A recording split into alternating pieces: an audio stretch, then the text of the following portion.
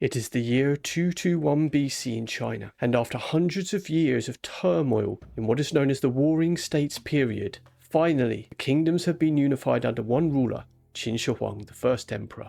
The walls in the north to keep out the nomadic horse peoples are connected. Roads are built fanning out from Xian Yang to connect the former kingdoms. Chinese script is standardized, the same written language used throughout the empire. The reign of the Qin would be eternal, so it seemed, but just 21 years later, it would all come crashing down, with the last reigning emperor, only the third, with the title of king among equals. The capital of Xian Yang is sacked by Shang, and the reigning family of Ying is extinguished from history. Where did it all go wrong? Historians have theorized over this question for thousands of years. At the same time, as this video will argue, the Qin Empire never really fell. The institutions it founded remained. The way of governance remained. The capital remained. The people remained.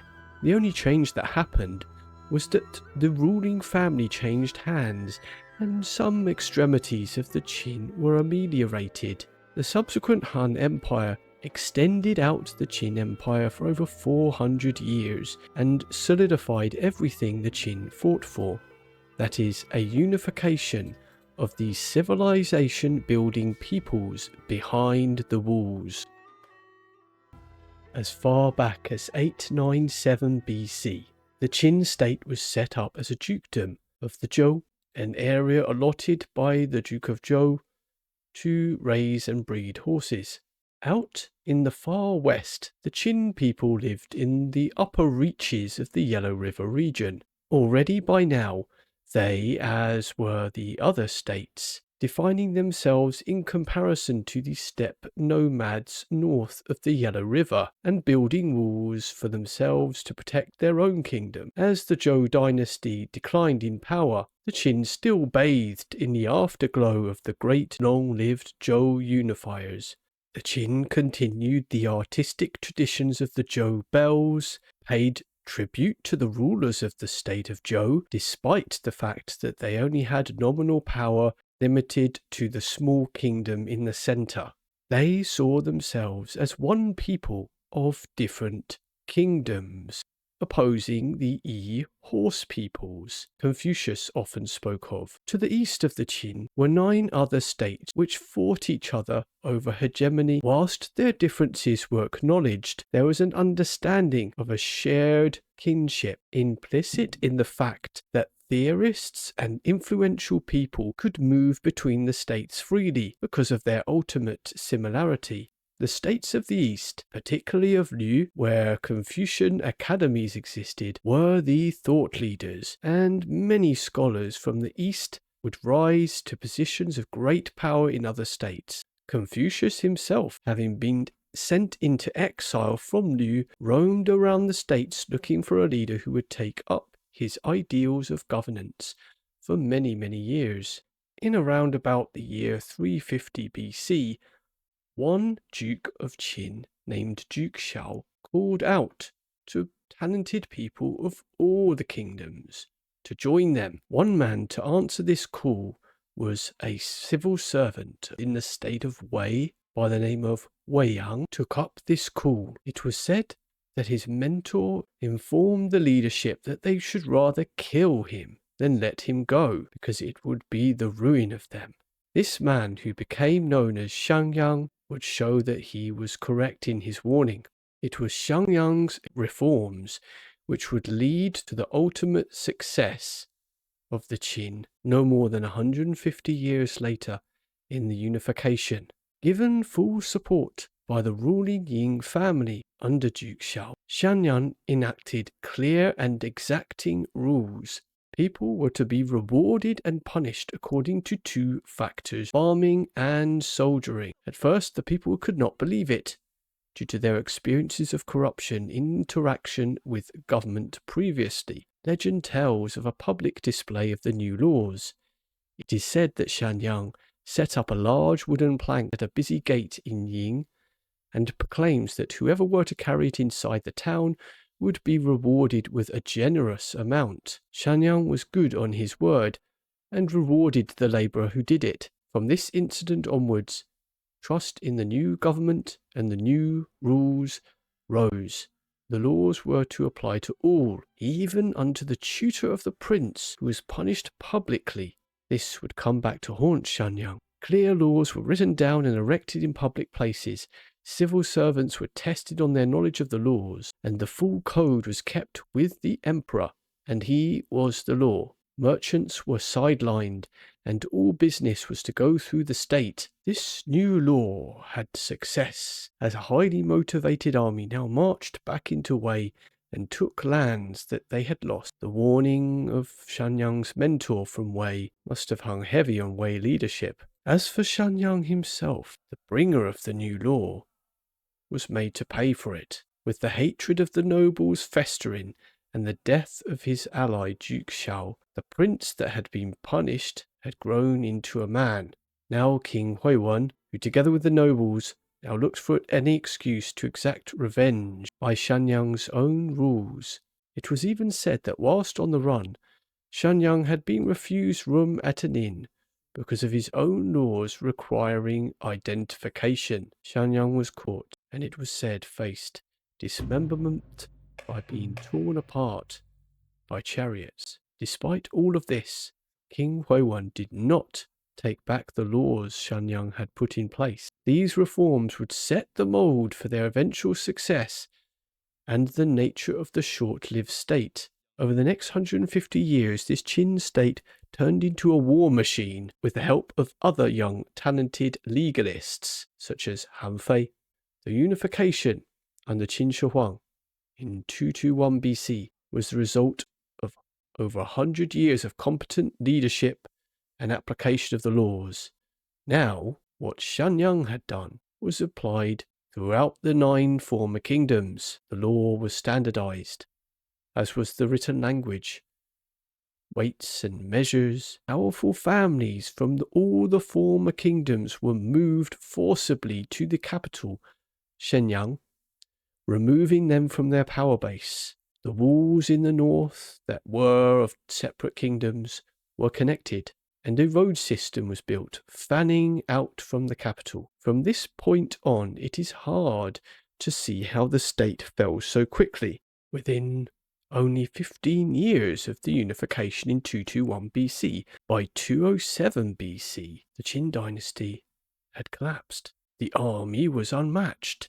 The former kingdoms had been crushed. The state could not have been defeated from outside. The laws placed great influence on the ruling family. The emperor himself was the law. Unfortunately, Qin Shi Huang's progeny were not as competent as him. At the same time, as hundreds of thousands of people involved in building the huge tomb complexes we know for its terracotta warriors, this must have caused pressure on farming. The state was built to conquer and had nowhere to conquer.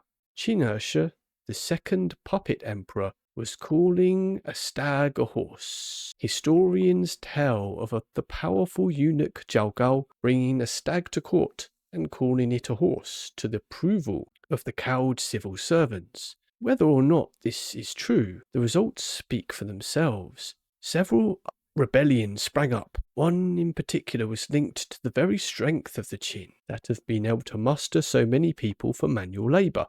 Peasant leader by the name of Liu Bang, one of many men of the former state of Chu to rebel, was on a forced march to deliver a chain gang of labourers to the capital and was delayed. Facing a choice of punishment or rebellion, he chose rebellion. On Mount Mengdang, regional powers which had been quashed started to re-establish themselves. The state of Chu was one of the last states to be conquered, and being furthest south, was the most culturally distinct, with its Chu songs and the phrase Simian Chu Ge and the poetic tradition of Chu Zi. It was from this state that the greatest of the many rebellions would occur. Under Shang Yu, Chu forces faced a numerically superior army at the Battle of Julu and defeated them. By now, Liu Bang on Mount Mangdang had a smaller but growing rebellion, and the two were uneasy allies, with the common goal of taking down the Qin. Now, with the center of Xian Yang in chaos, Shang Yu sacks the city, and it is now that the majority of the great loss of literature occurs, not under the first emperor as has been told in history books. For reasons lost to history, Shang Yu does not take the throne. He apportions himself to the land of Chu and makes himself and his allies dukes of the different kingdoms under his leadership. Liu Bang, stationed in the west now, around the homeland of the Qin and the fertile region of Sichuan, given to him by Shang Yu rather foolishly. After all, this was the unconquerable homeland out in the west, isolated, which had given rise of the state which would be successful in unification to begin with. Why did Shang Yu lose to Liu Bang then? He had no ambitions beyond being the king of Chu and restoring it. Liu Bang, however, had greater ambitions. As time would tell, Liu Bang wins the war. And what does Liu Bang do with his newly found emperorship? Does he move back to Chu and make China in the image of the Chu kingdom that he came from? Does he repeal the Qin laws? No, far from it. He would perfect their application. He himself moved near to the former Qin capital, which had been sacked. He would continue building tomb mounds outside of the city, just as the emperor did. His own mound would be at Chunning. The laws would remain, despite some amelioration and some hereditary power. A form of Confucianism combined with the meritocracy in the form of standardized tests that would begin to be introduced. Ironically enough, these standardized tests would be largely about the Confucian texts themselves, in a perfect combination of the meritocracy of legalism and Confucian ideals. For the next 400 years, with some exceptions, the Qin model for the state would remain. No matter how powerful they became, the geographic regions unified under the Qin were to be the heartland of the state, and great efforts were exerted to fend off the horse peoples via the walls in occasional forays into Central Asia, for example under the Emperor Han Wudi. One could legitimately argue that the fall of the Qin to the Han Dynasty was just a change at the top, with a new family in charge applying the same idea of nation. Chinese historians have argued that the Qin was set up for conquest and could not hold power, given the requirements for the two things were different. There is some truth to this, given the large demands for labour playing a part in the rebellions. At the same time, it seems, as with Xian Yang, the new state needed a sacrifice to vent hostility to the new law, particularly from the nobles. Xian Yang bought the new law and had to die for it in the state of Qin. The Qin brought about the new state and had to perish for it in order for the nobles of the former kingdoms to accept it. Liu Bang did not move back to Chu to be a man of Chu.